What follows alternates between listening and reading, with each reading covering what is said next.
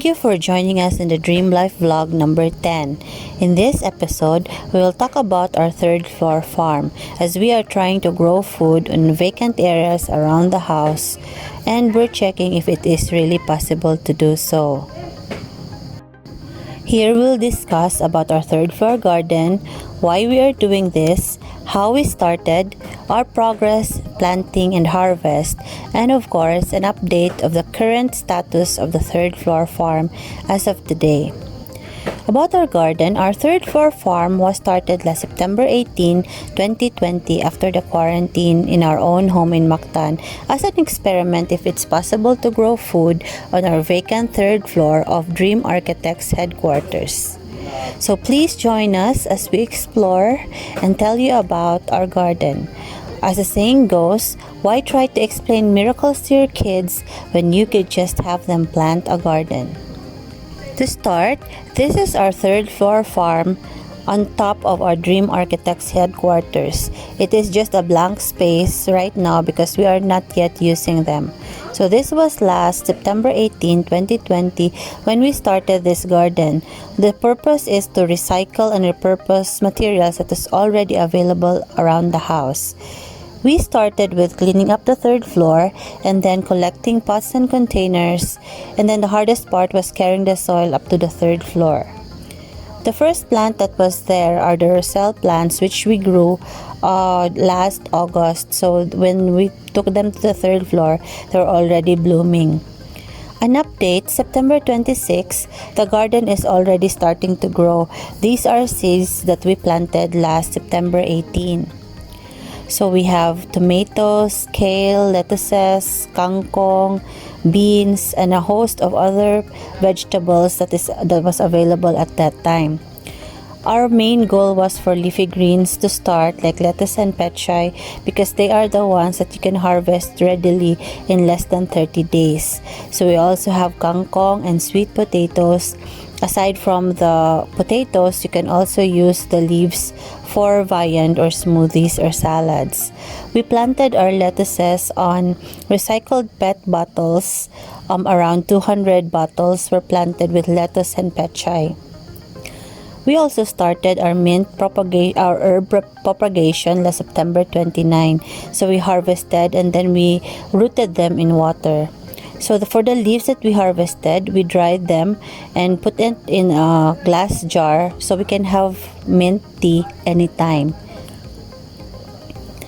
October 9, we already harvested. After 3 months of planting the Roselle, we were already able to harvest a couple of fruits. So what we did with that is we mixed it with our kombucha. The Roselle, it has a lot of benefits. So it boosts your immune system, helps in digestion, and so on. Another that we're growing are edible flowers like blue and white ternate, which you can use as a salad or as a part of your main dish. October 10, we added more 10 drums to our container garden so that we can plant some more. So join us as we update you as of today, November 11, the status of our third floor farm. So here is our third floor garden as of today, November 11. So to the leftmost part are the Roselle plants, which is already blooming and ready for another harvest. So you see we're planting it in containers, and they have grown very well with the use of organic fertilizers such as rabbit manure, fish wash, rice wash, and other plant juices. You can see even on the third floor, this is the flower and it's really very pretty, and we are happy to report that we have also seen our stingless bees here on the third floor, even if it's already very up high.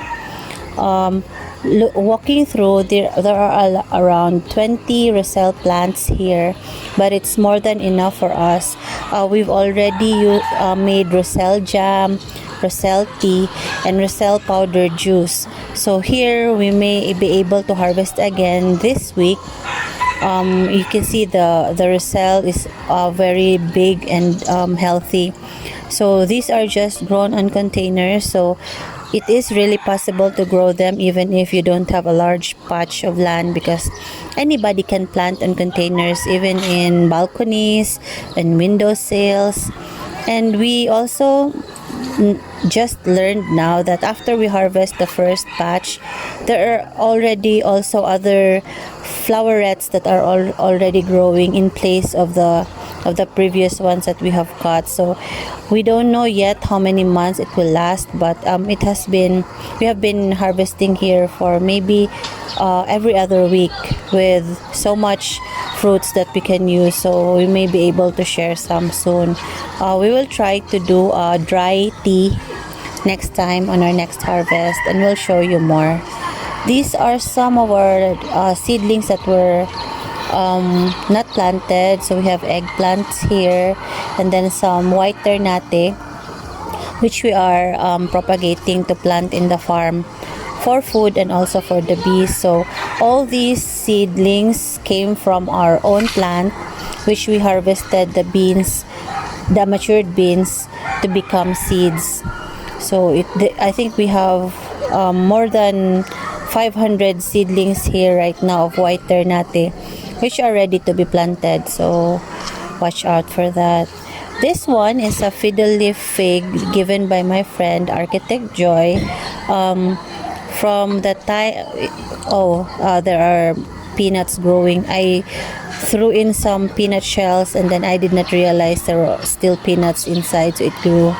So it has new leaves now with the help of the organic fertilizers. It has a growth spurt. You can see the green part, and it has grown around 6 new leaves. This one is our lush basil mother plant. We have already harvested some of it, and the secret to successful herbs is to constantly harvest. You need to harvest them. You see, the leaves are as big as the palm of my hands, and these are grown fully organic with no chemical fertilizers. So just soil, rice hull, and some rabbit poop, and then some organic fertilizers. This one we harvest is already ready for harvest. Never let your herb flower, because it will die on you. It's part of the cycle. So the secret to having lush herbs is to just harvest. Do not let it become like woody, because it will already die when it comes to that part. This one is our wheatgrass. This is already spent. I think we were able to harvest for 2 weeks here, maybe 2 times a week, which was more than enough as our drinks during lunch here in the Dream headquarters. So we just mix it with kombucha. This one is our flower garden project for the bees. The seeds came from my friend Gary of Bingo Farm. This one are zinnias, I think, and then Cadena de Amor, that is pink colored. They're very healthy, and I can't wait to have them flower in the farm for the bees. Next pot are some cosmos. There are mixed colors. Pretty much very good germination too. So we are excited to plant more flowers for our bees, and also it's very pleasing to the eye. The next 2 pots, I lost the tag, but it's also some kind of a flowering bush or tree. So this one we're ready to plant already, but might take time because it's like thousands of new plants here. Then going here are our double mints. We started with just one mother plant, and then we're able to propagate. You saw previously how we propagate it through water and then plant in the soil. So it's growing very well. We may have to harvest again, and we already have an oversupply of mint, as I have dried some mints already in 1 jar, and we have not consumed it yet. So yeah, it is very possible to grow them in containers. Next is my favorite vertical tower. We have here pet bottles where we planted lettuces. They're so plump and juicy right here. Ready to harvest already, planted last September 18. It's now November, so they're more than a month already that has passed, and we have started to harvest here. And the Lolio Lorosa lettuces looks very pretty right now and so yummy. You can really tell the difference. In one layer we have like 30 pots, I think. So this one is a bok choy that grew on the lettuce pot, because we're growing the bok choy on top, and then maybe the seed fell during watering. So when you taste a freshly harvested lettuce, you'll really feel and taste the difference. So you have to be able to taste it to tell the difference. One problem of organic gardens are pests. Since we don't spray chemical pesticides here, our plants is also for the insects. So we plant more than the insects can eat, so that we will whatever's remaining will be what we will eat. But I think the insects ate more than half of my bok choy already, so I may have to harvest the rest of it later on. But you see, this is a very small space. You can even grow them beside your windowsill, and then you can harvest freshly, maybe for like a month or 6 weeks continuously from this. Even just 10 pots is more than enough for one person. We're even sharing these lettuces to our tortoise. So it's just soil, rice hull, and rabbit poop, and then water with fermented organic fertilizers that we do ourselves at home. So this setup can easily feed a family of 4 to 6. Then coming here, more propagation. These are basils that we propagated from the mother plant. And then right now we have around, I think, six already that's growing. And then some more mints. I may have to give away some of my mints because we're having oversupply of mint already, and I'm not sure if our turtles or rabbits will eat the mint. So stop on the propagation of mint, or else we'll have a lot of mint with no purpose at all. This is how we sprout our seeds. It's like an alternate greenhouse. So we sprout the seeds under, and then we cover it with just ordinary plastic, so it acts like a greenhouse to the seeds. A greenhouse and protection also for the seeds to avoid pests. Then here is my collection of pothos. I have jade, the jade variety, the neon, and we also have marble. Then some more mints, which I need to tell myself no more mints. And then a survivor string of hearts. I hope it survives some more, because I really love this plant and we seem to have a problem growing them. These are some of my ornamentals.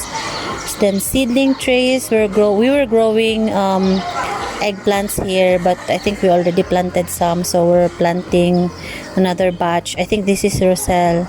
So more Roselle in the farm, more red juices. It's very delicious and it's very colorful.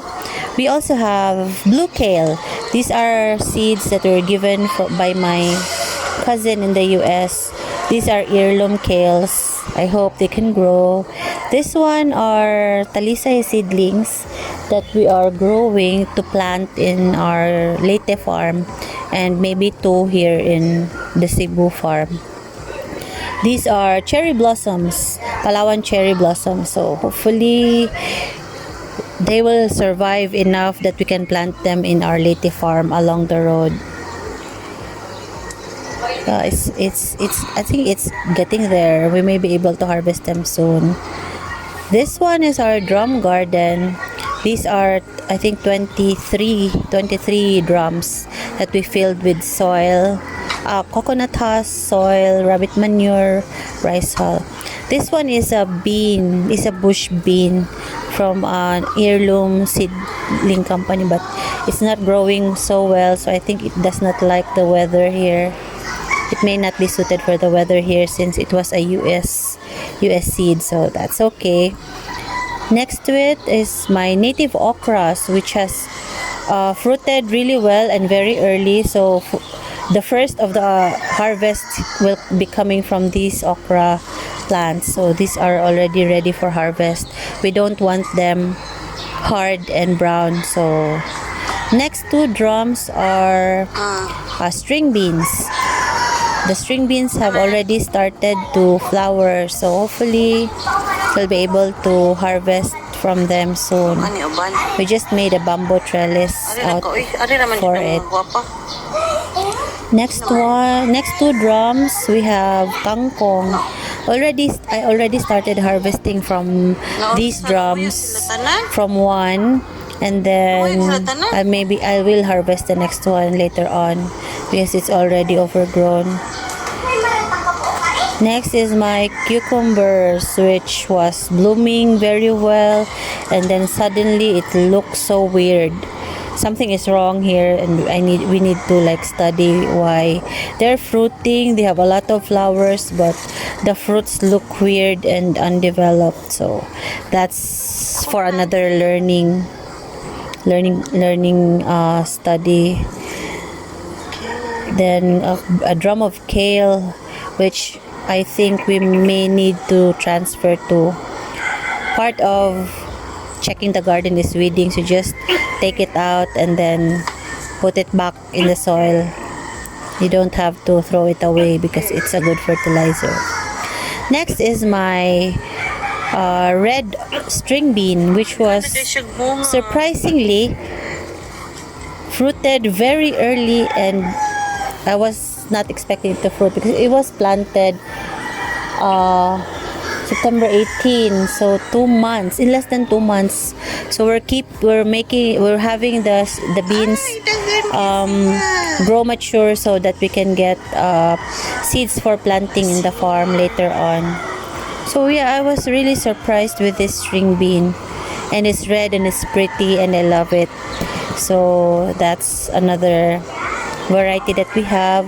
This one is a variety of okra also, but I think this is a hybrid one. This is planted together with the native okra, and the hybrid one does not have a fruit yet. So planting native varieties is also advisable.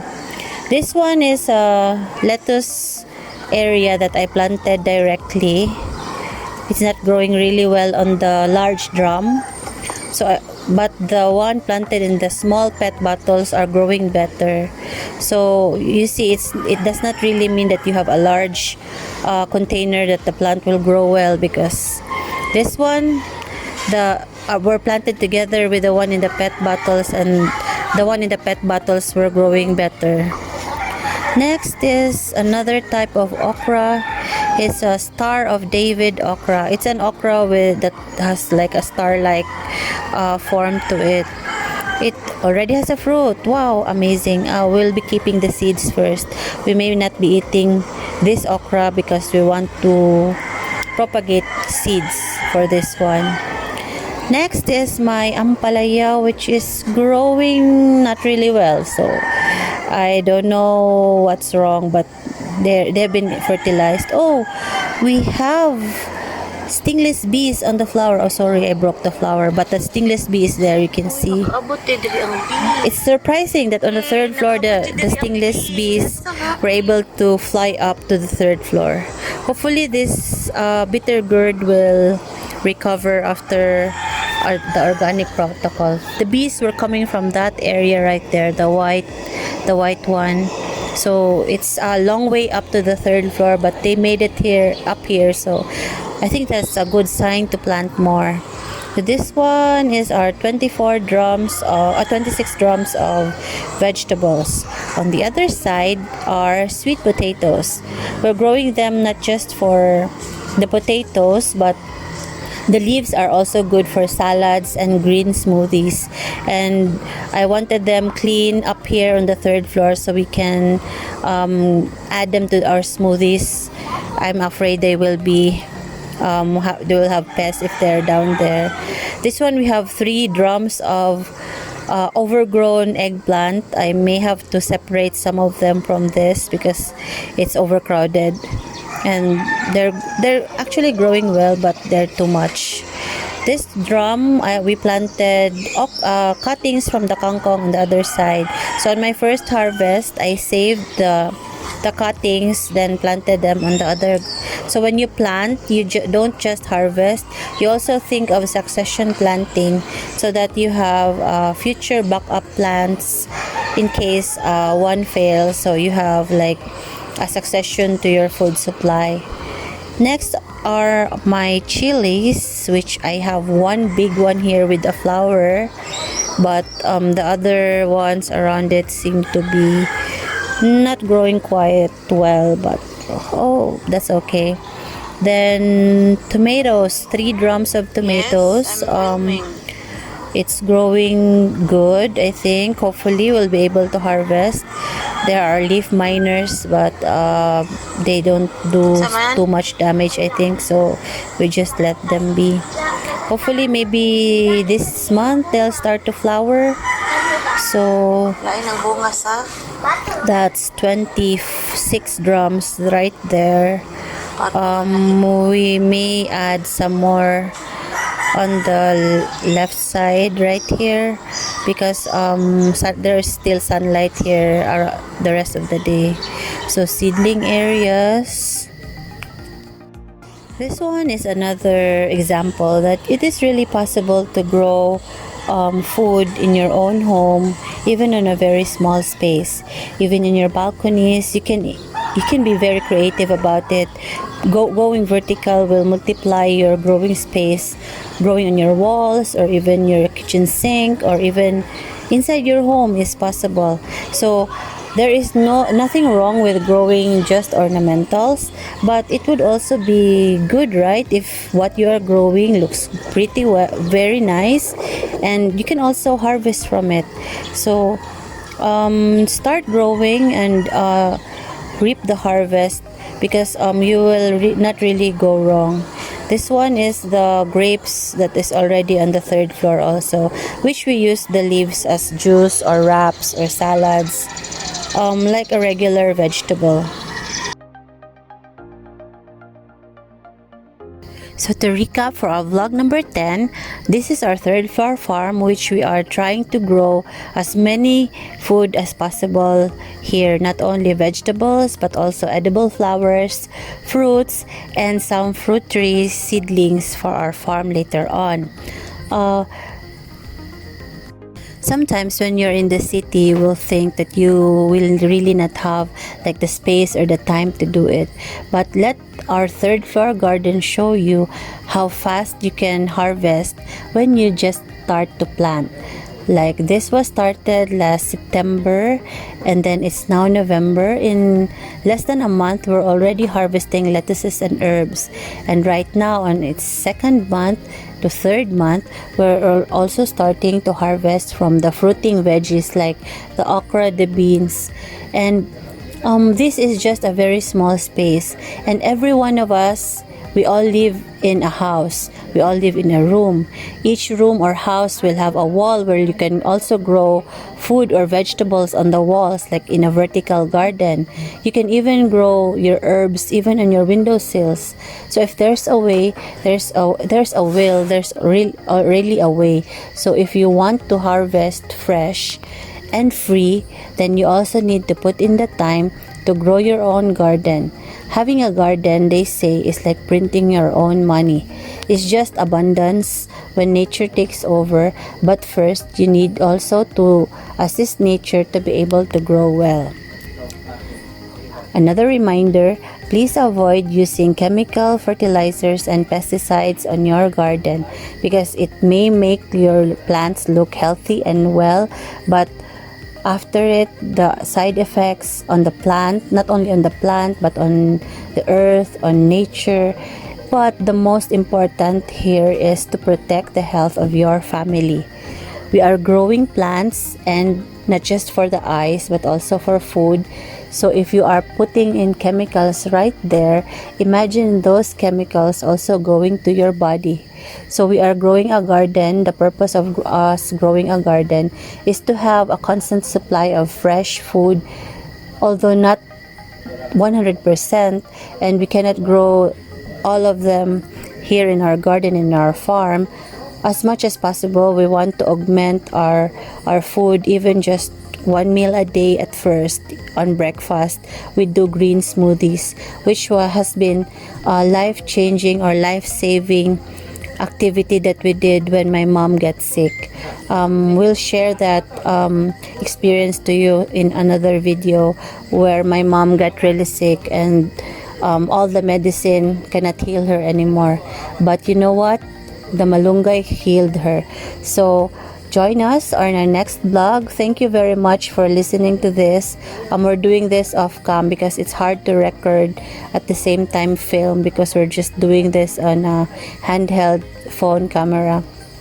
Hopefully someday we'll learn how to do all those bloggery things, but for now we just want to share our experiences here at home and in the farm, so that you will also have an idea, or at least be inspired to also do it in your own home.